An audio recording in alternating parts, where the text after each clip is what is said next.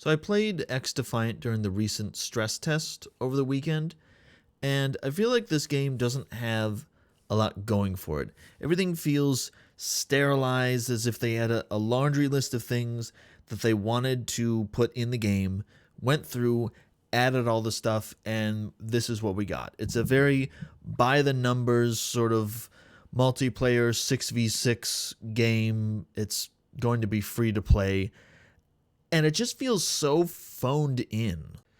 It is a 6v6 game, and you have different factions that have a few different characters that you can choose from for each faction. There's the Division, Ghost Recon, Far Cry, Watch Dogs, and not in the game during the stress test, but third echelon, i.e. Splinter Cell. So you have these different characters for the factions here, and I am probably going to pause the video here, but I don't recognize any of these characters at all. You had an opportunity to put in characters that people recognize, and they didn't do that. You could have had Marcus and Aiden Pierce from Watch Dogs 2. You could have had Voss and Pagan Min from the Far Cry games. And wouldn't it be funny if they had somebody like Lambert from the Splinter Cell games, and you just see this guy walking around in his sweater vest with like a double barrel shotgun or something like that? That would be so funny. And you know what? I'm not naive. I know how this works. It's going to be a free-to-play game. That's already known. And probably what they'll do is they'll add those types of skins later in the game that you have to buy with real money, which it's how a live service game goes. I understand this. It just, to have none of these characters that I recognize at all, except actually there's one from Watch Dogs 2. I think her name is Gia. She's in this game, and I kind of recognize her. I think she's a supporting character in Watch Dogs 2. But that is the only character that I recognize, and I'm not super familiar with Ghost Recon and The Division, but I didn't recognize anybody else. So you have these characters, and the abilities that they have are not character specific, they're faction specific. So you have a basic ability, and then you have an ultra ability.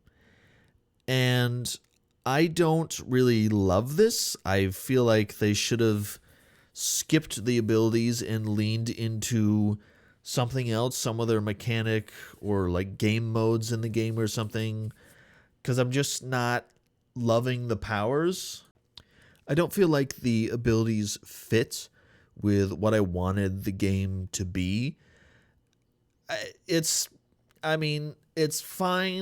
mean, it's not really fine because I don't like it, but it's serviceable, I guess. I mean, you have something. The characters can do something.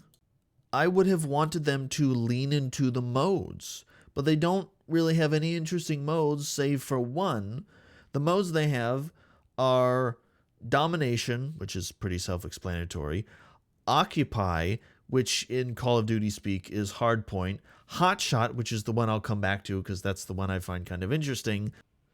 Zone Control has you capturing pairs of points in a linear fashion as you move through the map. So unlocking one pair of control points opens up another new pair of control points, and you continue on until you win the game.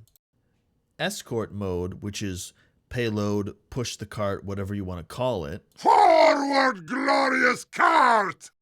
As near and dear to my heart as Team Fortress 2 is, and as much as I love a good payload push, you gotta come out swinging with these modes, Ubisoft, and you're not doing that right now. Hotshot mode is similar to Kill Confirm. You kill enemies, they drop tokens, and then you have to pick up those tokens in order to score. Now, if you pick up enough tokens, you become the hotshot, which means you move faster and do more damage until somebody kills you, and then you're not the hotshot anymore. And I find that mode kind of interesting. It's like a little wrinkle on your typical kill confirmed mode, because you can have this one enemy that's like powered up and you have to, work a little harder to take them down. it's not, it doesn't add like a ton, but it adds like a little wrinkle, like it's a little something.